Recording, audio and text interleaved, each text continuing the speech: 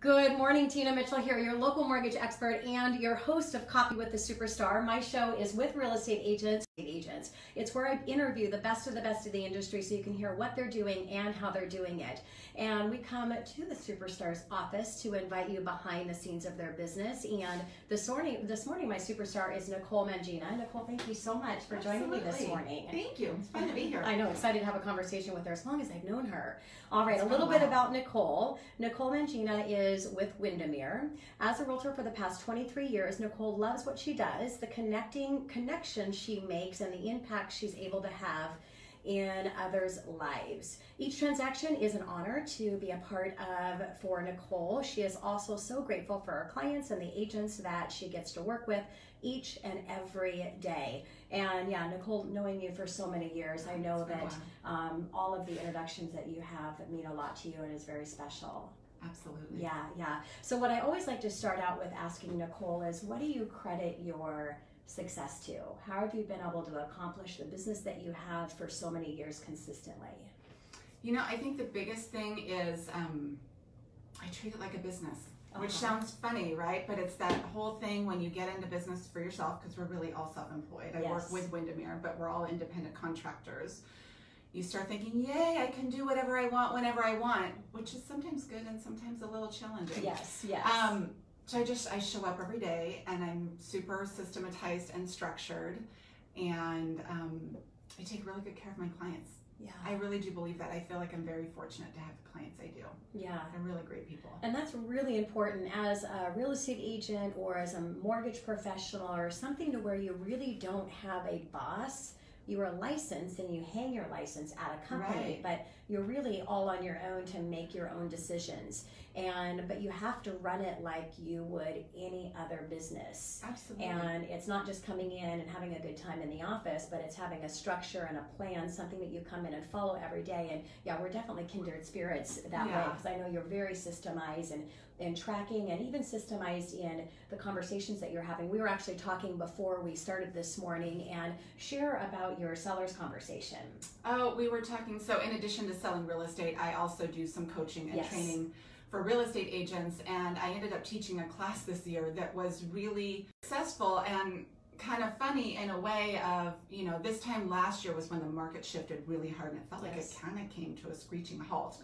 And everybody was looking around like, oh, let's see what happens here. And so I wrote a class, a clock hour class on seller conversations, because what I realized is there are actually a lot of good agents out there. This didn't have anything to do with whether or not these agents were good or bad at what they did. But if you've been in business for less than 5 years, you've probably never gotten to day 8 of a marketing plan. That's crazy. Because we've been so hot and heavy. It's all about how can you get a house on the market, get as many people through as you can over the weekend, and then you review your 10 offers or however many offers you have on Tuesday.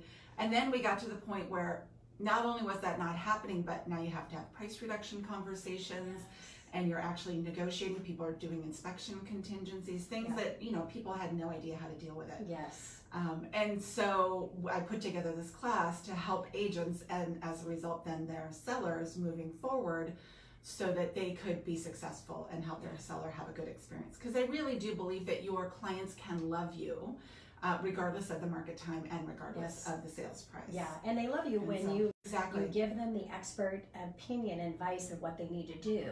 And I love that, because that is definitely an indicator of a superstar, an agent that's always adapting and adjusting and always is a little bit ahead of the game. Because another challenge in that shift in the market was sellers are way behind understanding a shift that's happening. And then if you don't really have the data quite yet in what's going on, you know, once you have data, it makes it a lot easier to be able to say, okay, this is how long homes are sitting on the market. This is how long homes are sitting on the market now. But in that transition time, that was really difficult. And I love how you just stepped it up, put a class, got a class, and helped agents in how to have those conversations and what to do. Absolutely. And even this year, it feels like we're back to sub-markets. You know, again, when the market was so fast, it really felt like from Tacoma to Bellingham and West Seattle to Ellensburg, like everything sold the same way, right? It all sold fast, and that's not the case right now. It varies by price point, it varies by location, and it varies by house style. So everything's still selling. You can still have a really good result, but you have to tailor it based on the individual property. So what do you feel the biggest challenge that agents have in a changing market? I think being able to, you're looking at data from the past, which is not always indicative of the future. Yes. So really being able to kind of read that, understand it, and then also figure out if there's any tweaks you need to make going forward. One of the things I've been doing, and I think a lot of agents are doing, we're just connecting a lot more. Whenever I'm working with a buyer or a seller, I'm calling lots of agents, that have had different sales in whatever area that is. Like, how did that go? What was your experience? And one of the things that I think has been really great in the last couple of years is it feels like a very collaborative market. Yes. As agents, we seem to be really willing to share, which I appreciate, because, I'm willing to share my information. Other people are willing to share theirs. It makes us all better. So a key takeaway here is really preparing up front and having those conversations, doing your research so that you can really go in being equipped of exactly what's happening, and then you can lead with confidence for your seller and what they need to do. Yes. So Nicole, as successful as you are, we all have challenges that come up, and really big challenges. What's a challenge that you've had to deal with, and what did you learn out of that, and how did you overcome that challenge, recent or not? Oh, geez. Let me see, which one of the challenges do you want to talk about today? There's always challenges. Dealing with client emotions is a big part of it, right? This is an emotional experience. It could be you're buying or selling for the best reason, the worst reason, somewhere in between, but there's usually a point in a transaction where things get a little challenging. Yes. And to be able to walk through that with clients, I always say it's our job to kind of be the eye of the storm, right? And not kind of engage with a lot of that, and that seems to help it out. I think that's the biggest thing. Right now, my biggest challenge is, and it's good because it's just making me more organized, thanks to people like you, is being around for the kids and stuff as much as I can. I feel like, we've got a 7th grader and a 10th grader, so it feels like that clock is ticking, right? 2.5 years and our 10th grader's out of the house. That's crazy. So I'm trying to be around for as much of that as I can. And that's nice as real estate or mortgage, really being able to decide what season that you're in, right? And you get to make that decision. I'm so grateful for that. Yeah, it's so great.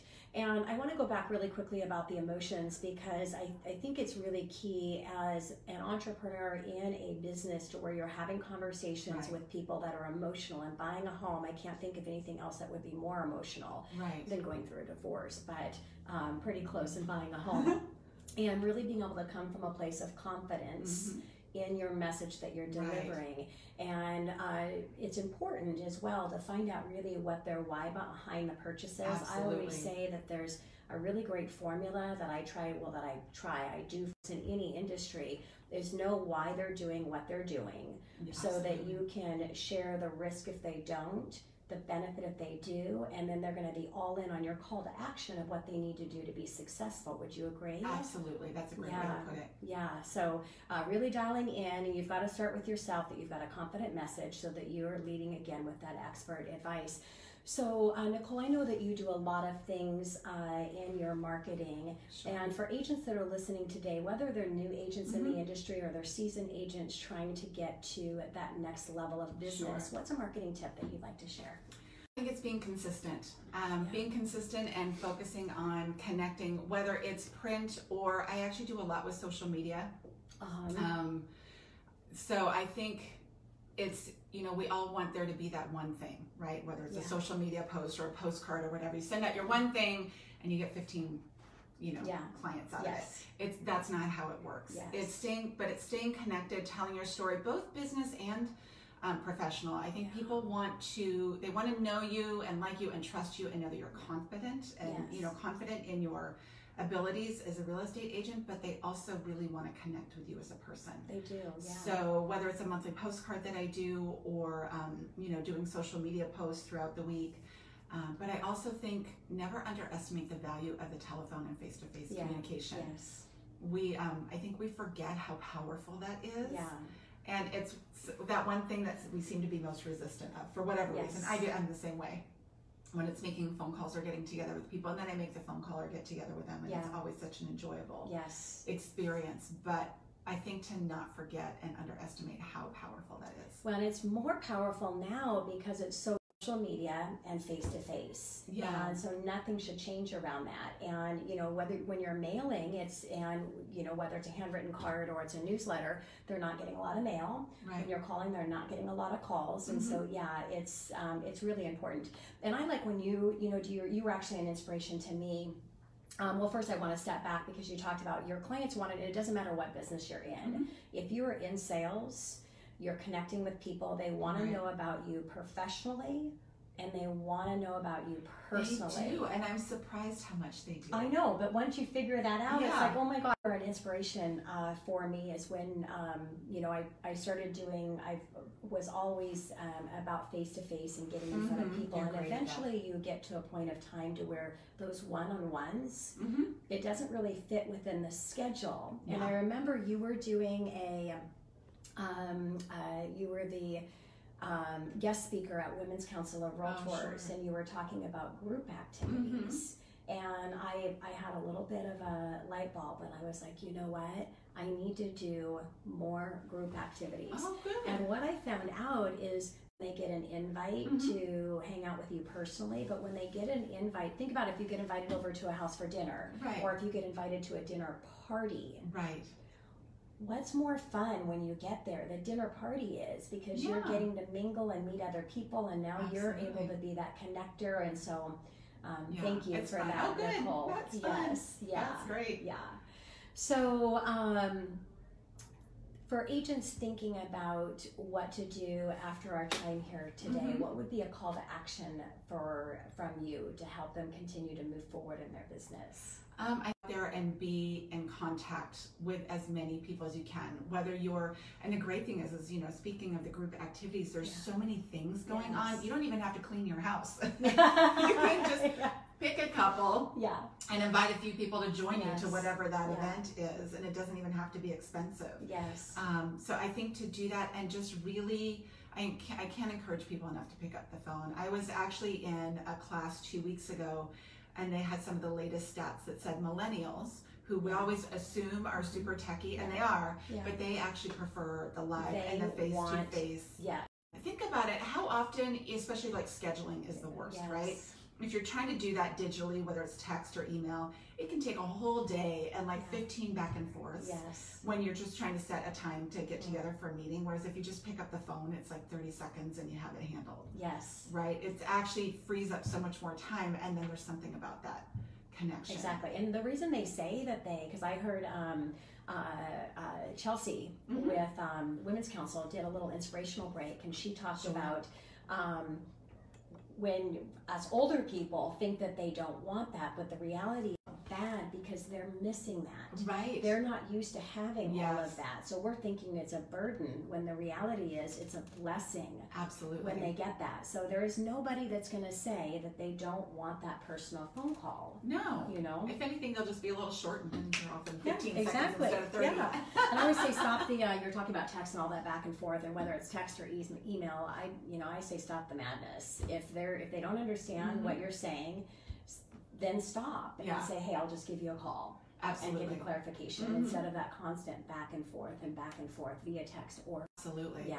And when you're doing the text messages, I always say use blank space. I don't see people do that very often, but instead of this long paragraph, just do and I do a lot of voice text, but I just say next paragraph, it skips the next paragraph, it picks up that voice next paragraph.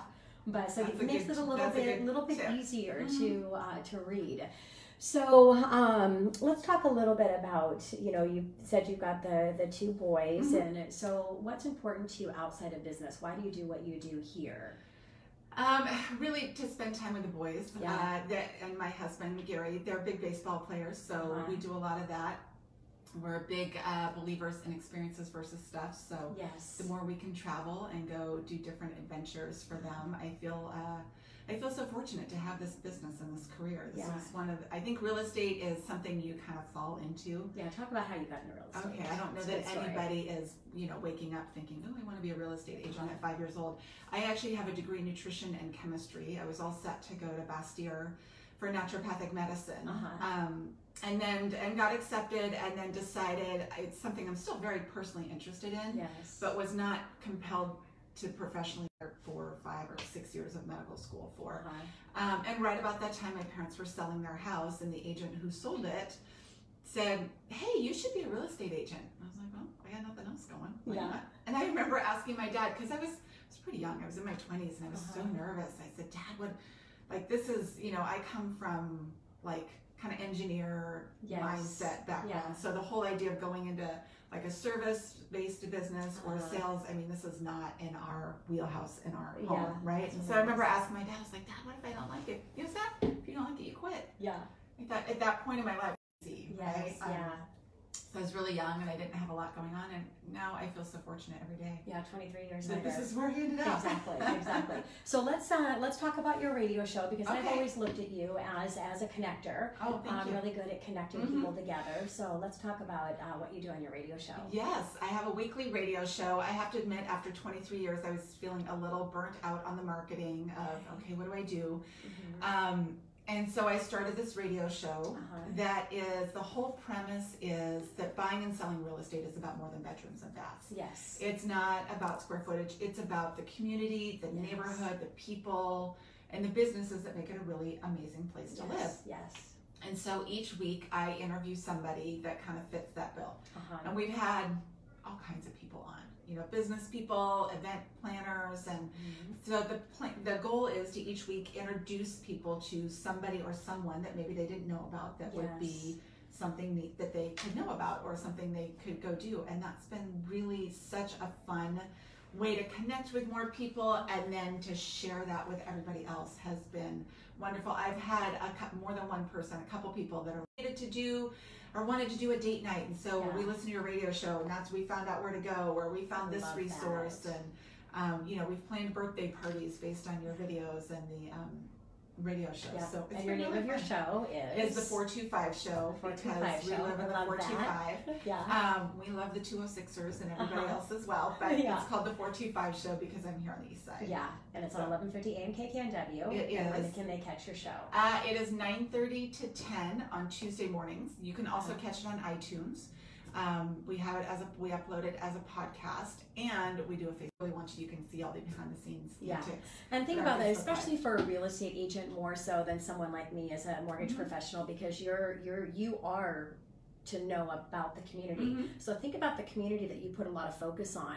And what about if you don't want to go full all out with a radio show? You could do a little Facebook Live behind the scenes of businesses, and go into your local businesses and let them know that you would love to have a little conversation, kind of like I am here with Nicole today, and showcase their business and what they're doing. And it's a lot of fun. It's getting connected with the business owners, which business owners are people that can get you connected. They're great referral sources. And so what a better way to be able to showcase their business.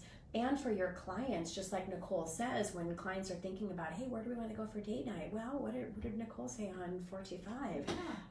What are some great places in the local market? So get out there and have fun with what you're doing, and embrace that, and see how you'll see your business grow, and how you'll be able to help people at such a higher level. Absolutely. So whatever other challenge do you think that people are dealing with? Where do you suggest that they be focusing their time? I think, and there's always lots of business to be done this time of year. I think we head into Thanksgiving and agents write it off, and this is such a critical time for your business. I think there's money to be made today, but also whatever you do now is going to set you up for January. If you write this time off thinking you're going to get back to it in January, it's really going to be March before you start seeing any results from that. So I think just being out there and connecting with people. The other thing that I am a huge believer in, actually two things. One is previewing. I think we don't talk about that enough in our business. Just physically being in properties. It will change your conversations with your clients. It will change your confidence. But also, we all have the hot list and the warm list. Your hot list are your clients, active buyers and sellers. You're not going to forget about those people. But we all do, or should, have a warm list, which are those people, maybe they're going to buy after the first of the year, maybe, anybody that's basically 30 days out. 30 days to 12 months out. I believe that's where the money is made in real estate, because it's figuring out how to stay connected with and connect with those clients. Sometimes it'll speed up their time frame, or it'll make sure that when they are ready to go do something, you're the one they call. They're thinking about, right? Yes, because they're going to meet a lot of agents in between now and 6 months from now or wherever. Exactly. So that's can be a great thing. You know, those people on your warm list, go preview for them. Yeah. You know, and again, maybe they're not ready, but you know, you preview somebody on your warm list, you call them, hey, it's Nicole. I was out taking a look at properties today, saw something that made me think about you. Just wanted to call and say hello. Yeah. Wish you a great holiday season. Yes. I sent you the link. You can see the pictures if you want to take a peek at it. Yeah, so make part of your plan as you're preparing for 2020 if you don't already, which majority of you do not. So this would be my biggest advice for you, is to block on your calendar when you're going to do Power Hour every single day, 5 days a week. Schedule time and appointment with yourself, because the reality is this is the most important appointment that you're going to have, because it's going to determine the business that you're going to have moving forward. And it's going to create that great emotional space because you know that you're doing the activities for the business moving forward. So 1 hour a day, that's it. You're in sales, right? You've got your hot list, which you're obviously going to be in contact with, as Nicole says. But time block when you're calling and staying in contact with that warm list, because just like Nicole said, a lot of those do move their time up. And the ones that don't, like Nicole said, you want to stay connected because there's going to be so many other agents that they're going to be in contact with. So, and it's simple. A lot of times people say, and this is whether you're calling the warm list or you're calling a cold list or you're calling clients that you've already closed before, what do I say to them? And I love what Nicole said. I was just thinking about you. I just wanted to reach out and share this with you. Or if you don't have anything to share, thinking about you and wanted to pick up the phone to call, it can be something really simple. And everybody likes to hear those words. I was just thinking about you. Wanted to make a special pickup call. Who is not going to appreciate that phone call? And if they don't appreciate, then they really probably don't want to work with you anyway. So you can then you'll save yourself some stamps. Exactly. Take them off the mailing list. You always say there's your A, B, C, and it's okay to have a D list. Those are just people you want to delete. So it's all good. We've all had them. It's all right. Yes. So what's next for you, Nicole? 23 years in the business, a successful Gary, you're two amazing boys, and starting to get to those older years, you're actually going to bring a little bit of tear to my eye. What comes next for you, and all the education that you do with agents and constantly helping them to become better? What's next? I think really more the same. It's all pretty good right now. Yeah. So I think I'll continue doing real estate. I'm so fortunate to do that, and spend a lot of time at baseball stadiums and everything in between. That is so great. Yeah. Well, any last final words, Nicole, that you would like to share with our listeners? We did. We got a lot accomplished. Okay, I will say one more thing. So what do you do? Because you're so good with planning and system and spreadsheets and data and all of that stuff with your background. Makes total sense. So what does it look like for you as you're preparing for 2020 that you can share, that maybe the agents that are listening will go, okay, maybe that's what I'm missing in setting up my plan. What does that look like for you? So I have a weekly tracker that I use where I have a goal. For me, it's 50. So every week I have a goal of I want to connect with 50 people a week. I want to be a week and send 5 note cards every week, and do 1 lunch. So that gets my contact, that because that's the only thing you can schedule. You can't schedule. Unfortunately, I'm going to list a house at 2 o'clock on Wednesday, and I'm going to put a buyer under contract at 4 o'clock on Thursday. All you can do is schedule the stuff that generates that.